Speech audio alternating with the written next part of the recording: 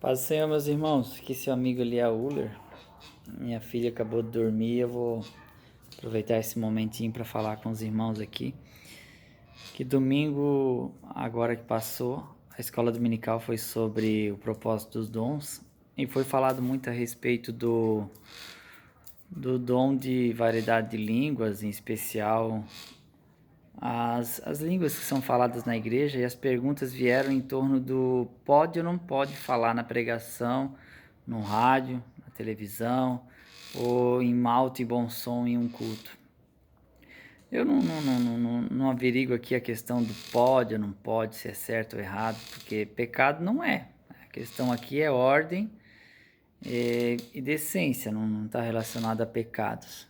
Então eu acredito assim, que à medida que a minha língua estranha ou a oração em línguas ela atrapalha o culto e não há intérprete, Paulo disse que eu prefiro falar 5 palavras e trazer instrução do que 10.000 e não trazer edificação para outra pessoa por não ser compreendido.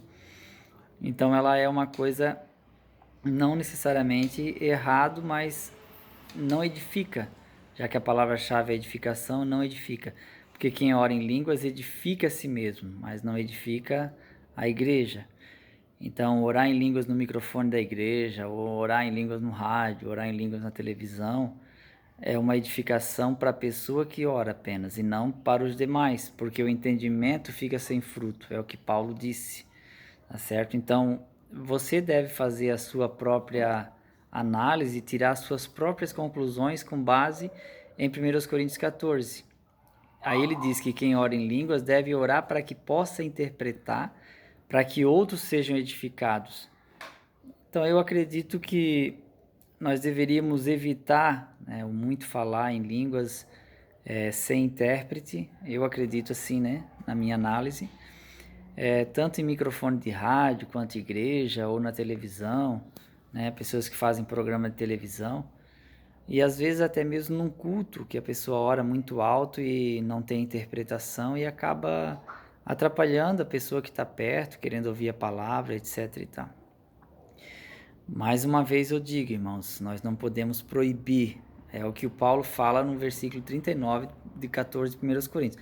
Não proibais falar línguas. Mas quem ora em línguas fala em mistérios, é isso que ele diz. E só Deus entende.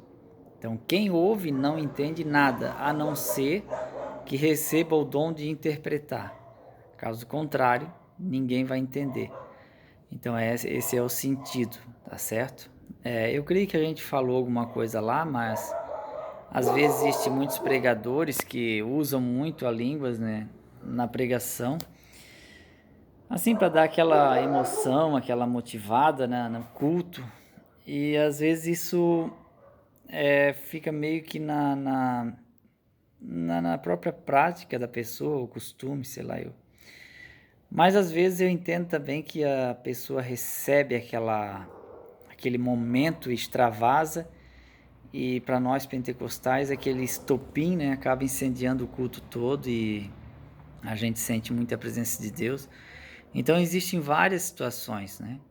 Mas para a questão de ordem, a gente tem que evitar qualquer tipo de manipulação ou qualquer coisa que a gente faça pelo hábito, né, pelo costume. Porque Deus pode sim usar o pregador que está pregando com uma língua estranha e aquela língua trazer um mover na igreja, um quebrantamento. Eu sei que isso acontece, né? Mas olhando os escritos de Paulo em 14 de Coríntios, a gente vê que é muito relativo. Então não é questão do certo e do errado, né? Então é bom a gente fazer a nossa própria análise, porque a Bíblia é muito clara em 1 Coríntios 14. Valeu, meus irmãos. Um abraço, fiquem todos com Deus.